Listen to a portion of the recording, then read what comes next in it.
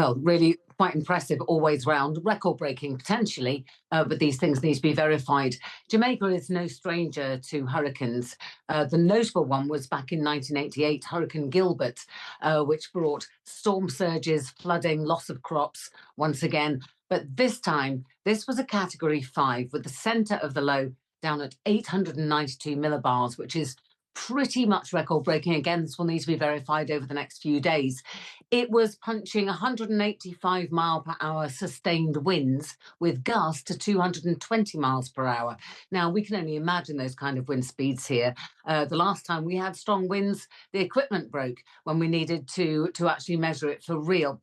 So an awful lot of rain, very strong winds. And it's not just whilst the storm is going through, because, of course, once the storm has left, you're left with the debris. You're left with the fact that you've got structural problems. A lot of roofs have blown off in places.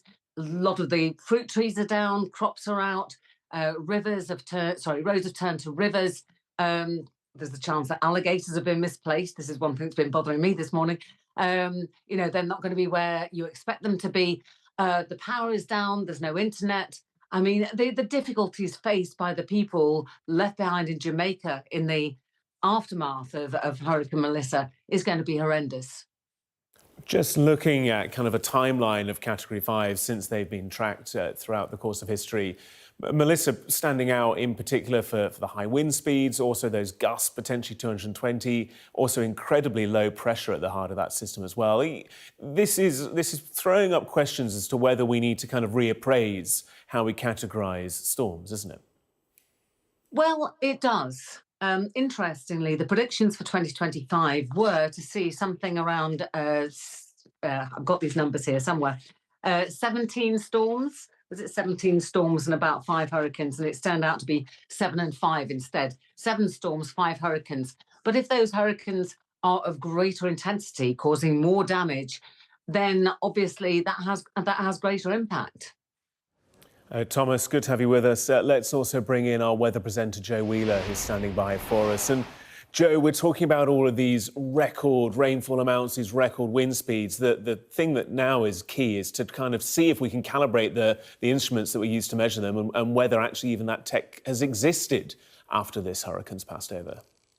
Well, the last time we had some very strong winds here in the UK and Ireland, the strongest gusts failed to be recorded properly because the instrumentation simply got blown out, wouldn't work. And when you're looking at perceived wind gusts of 220 miles per hour, you do wonder whether the instrumentation is going to be all right after the event. But yes, this has been an extreme storm, possibly record-breaking, if not very close to. It's had centres of the storm down to around 892 millibars, now risen to 952. So, as you mentioned, it is weakening.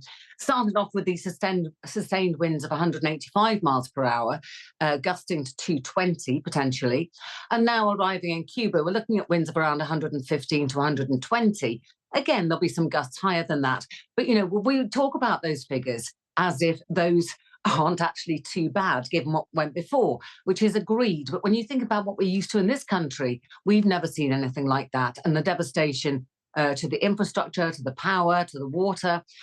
Parts of Jamaica saw 40 inches of rain, which is massive.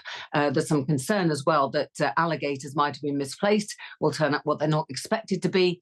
But also for Cuba, potentially 20 inches of rain. So again, you're going to see roads turn to rivers, flooding where there shouldn't be any, and of course the impact on agriculture as well. There's already been an appeal for seeds. They're going to have to completely rethink where they're up to and how they go forward after this. The cleanup operation is going to take months, not just the buildings, the power, the internet, just about everything. As well, we're going to bring in our weather presenter, Joe Wheeler, right now. Joe, I just went talking to Kwame and Siobhan a bit earlier on, just sort of remarkable how calm they are. I guess on this side of the Atlantic, we can't really get our heads around dealing with hurricanes, even though they deal with them year in, year out at hurricane season, don't they? Yes, they do, but obviously not always on this scale. And occasionally the most dangerous thing about a hurricane is not what happens as it moves through. You can survive that bit, hopefully, but also the devastation that it leaves behind. You've got roads that have been turned into rivers. massive amounts of flooding. Also, warnings that alligators may have been displaced from where they usually reside to be out in the open water. You could encounter them anywhere. There's loss of power, there's loss of internet. Obviously, sanitation is compromised, and a lot of water pollution as well. So really, it's during these days and weeks where the cleanup operation takes place that Jamaica remains at risk. And now, of course, as you say, the storm has moved on to Cuba as a slightly weaker feature. It's now got winds of around 120 miles per hour, which sounds a lot better than 185. But remember, we've virtually never seen winds like that here at all, not ever.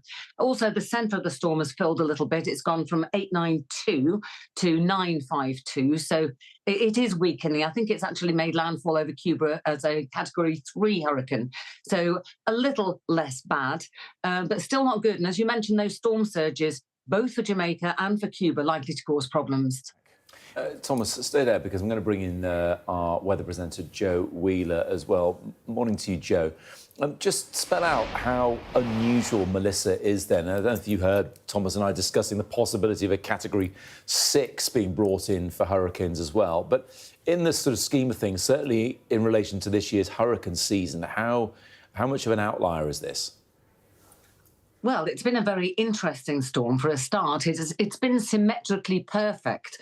And this is one of the reasons it garnered so much interest. But obviously, a lot of people are storm watching anyway. The centre of the storm dropped to a pressure, I think, of 892 millibars, which pretty much puts it as one of the most intense storms ever.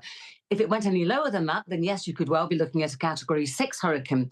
We've also had very, very strong winds with this, sustained winds of 185 miles per hour, but reported gusts of 220. Heartbreaking pictures on social media. I mean, there have been heartbreaking pictures anyway, but of one farmer who was trying to weight down his fruit trees so they didn't get blown over, sadly without much success. And then, of course, we've seen such a quantity of water coming from this. It's been a very slow-moving storm. And, of course, any time that you get slow-moving rain, you get significant rainfall. And in some places, that's going to be up to around 40 inches. Now, of course, the worst of the storm really stayed to the west of the island, but that didn't mean that, other parts weren't affected. And as it's gone over the mountainous terrain, it should have weakened. It did. And it left Jamaica's shores just to re-intensify again. A lot of lightning around the western side of the eye wall, which indicates an intensifying storm. And now, of course, it's heading off towards Cuba as well. Unusually, through 2025, a lot of the storms that have formed in the Atlantic have taken that right turn. And so watching very carefully where Melissa is going now, because Cuba, again, is likely to see distressing amounts of water and some very, very strong winds. We saw yesterday, Joe, those incredibly experienced pilots, the hurricane hunters, flying into the eye of the storm, which in itself is not unusual. We know that they do that to measure the wind speeds. However, what was unusual is that they had to abort one of those flights. Yes, absolutely. I understand that they suddenly had to gain about 1,000 feet and then very quickly after dropped almost as fast. Basically, when you fly into a storm, there is only so much pressure that the plane itself can take. And they realised they were close to those critical levels and had to abort the mission and return back. Now, that's the first time I've ever heard of the hurricane hunters having to do that. I mean, it's probably a job for the brave before you start, not something I particularly enjoy, but fascinating nonetheless. And I think for them, that was probably the first time that's ever happened. Look, let's get some perspective here, because clearly what Jamaica is struggling with is absolutely massive and atrocious, and Cuba is braced for the same.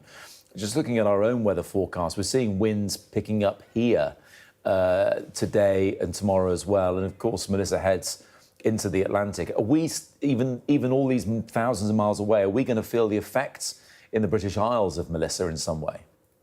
We very often do. We talk about ex-hurricanes coming along here. And of course, we can't have the hurricanes because we don't have waters that are warm enough, certainly not at this stage anyway. As far as I understand, Melissa is going to move into the open waters again. It's going to run into a cold front, which is exiting America. Now, in fact, Florida had some fairly intense rainfall as this cold front cleared away yesterday. So some fairly dramatic flooding there as well. But it also, the storm will run into the jet stream, and it'll get picked up by the jet stream, carried across the Atlantic into cooler waters. So, of course, it's losing strength as it goes. But it's also giving a kick to the jet stream, and that is likely to affect our weather at some point in the near future.